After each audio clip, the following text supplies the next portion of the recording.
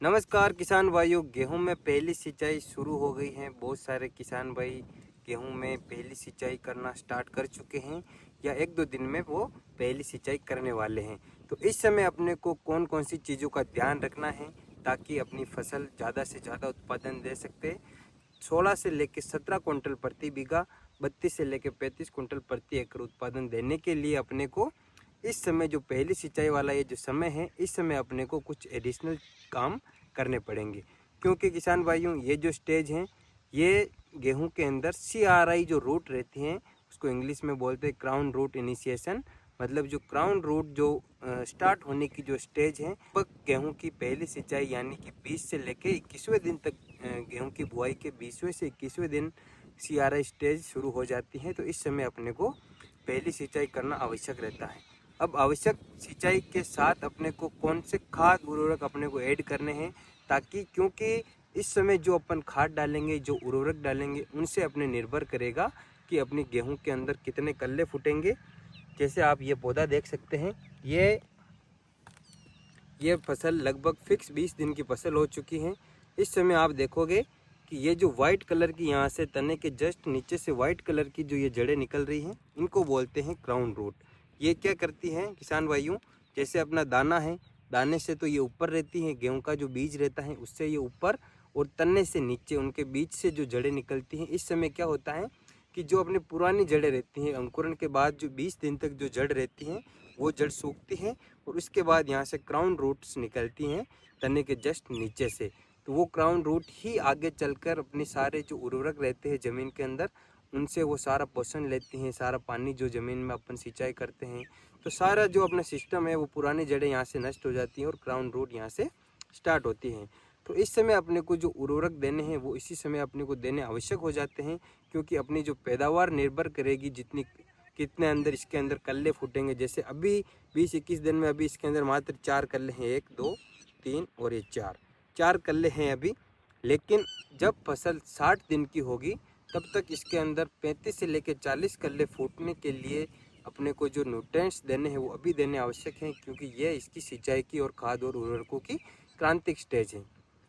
अब किसान भाइयों, अपन ये बात करें कि अपन CRI स्टेज का पता कैसे लगाएं, तो नॉर्मली जो 20 से 21 दिन बाद ये स्टेज आ जाती हैं। इसके अलावा अपनी खेत की जो कंडीशन रहती है, खेत की मिट्टी का प्रकार रहता है, उसके ऊपर भी अपनी ये CRI स्टेज निर्भर करती हैं कि अपनी फसल में ये कब आएगी। अगर आपके रेतीली ज़मीन है तो हो सकता है ये 17वें 18वें दिन ही आ जाए। अगर आपकी काली ज़मीन है और ज़्यादा पानी भरा रहता है तो हो सकता है 24वें 25वें दिन भी ये सिंचाई करने की ये CRI स्टेज हो सकती है। तो आपको अपने खेत में हल्का सा वो खोद के देख लेना है कि नई जड़ों का फुटान होना स्टार्ट हुआ है या नहीं। अब बात करते हैं अपन इस समय दिए जाने वाले पोषक तत्वों की, इस समय दिए जाने वाले उर्वरकों की। तो सिंपल सा है कि अपन यूरिया तो लगभग सारे किसान देते हैं और यूरिया आवश्यक भी है।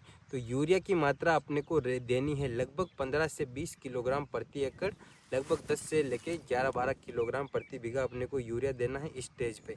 बहुत सारे किसान भाई पूरा कट्टा लेके आ जाते हैं 50-45 किलो का, और वो अपने 1 बीघा के खेत में छिड़क देते हैं। तो इतना भी अपने को खाद यूरिया नहीं देना है।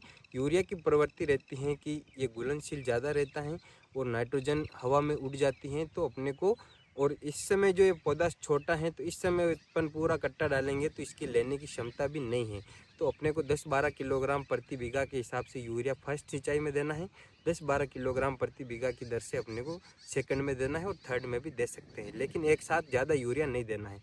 अब बात करें कुछ एडिशनल चीज़ों की, तो एक देना है अपने को इसी पहली सिंचाई के समय जिंक सल्फेट 33% वाला, जिंक सल्फेट 33% वाला, एक 21% वाला भी आता है। तो अपने को जिंक सल्फेट 33% वाला लाना है। उसकी दर अपने को रखनी है लगभग 7 किलोग्राम प्रति एकड़, यानी कि लगभग 4 किलोग्राम प्रति बीघा आप जिंक सल्फेट 33% वाला इस समय दे सकते हैं। जिंक सल्फेट को तो आप यूरिया के साथ मिला के दे सकते हैं, लेकिन अगर जिन किसान भाइयों ने गेहूं की बुआई के समय अगर DAP ना मिला हो, उपलब्ध ना हुआ हो, तो अगर वो चाहते हैं कि मैं DAP पहली सिंचाई के समय दूं, तो आप पहली सिंचाई के समय DAP दे सकते हैं। लेकिन अगर आप DAP दे रहे हो तो आपने को जिंक सल्फेट नहीं देना है। DAP और जिंक साथ साथ में काम नहीं करते हैं। अगर आपने साथ मिला के दे दिए तो दोनों का प्रभाव खत्म हो जाएगा। तो अगर आपने DAP पहले दे दिया है तो भी आप यूरिया और जिंक सल्फेट दे दो। अगर आपने DAP पहले नहीं दिया है तो भी आप DAP और यूरिया दे सकते हैं। केवल DAP भी दे सकते हैं, यूरिया उसके अंदर भी अपने को नाइट्रोजन मिल जाती है। तो किसान भाइयों, इस समय यही ध्यान रखने योग्य चीज़ें हैं। इस समय आप गेहूं की फसल में बहुत सारे सलाहकार ये भी कहते हैं कि माइक्रोराइजा भी डाल सकते हैं। तो माइक्रोराइजा डालने से आपके कुछ ना कुछ फ़ायदा ही होगा, लेकिन उतना फ़ायदा अब नहीं होने वाला है जितना कि यूट्यूबर्स भाई बताते हैं। माइक्रोराइजा का सही उपयोग बीजोपचार के समय है या बुआई के समय उसको सीडल के माध्यम से बुआई कर दो आप माइक्रोराइजा पाउडर के बीज के साथ, तो बहुत ही अच्छा रिजल्ट देखने को मिलता है। किसान भाइयों, इस समय आप अगर इन 2-3 चीज़ों का आपने ध्यान रख लिया, सबसे मोस्ट इम्पोर्टेंट चीज़ है आपको सही समय पर CRI स्टेज की पहचान करना। लगभग 20वें से 21वें दिन आपने अगर सिंचाई और खाद दे दिया तो आपके अच्छे कल्ले फूटेंगे, अच्छी उसके अंदर जड़ों का विकास होगा, जो क्राउन रूट स्टेज का इनिशिएशन जमाव अच्छा होगा।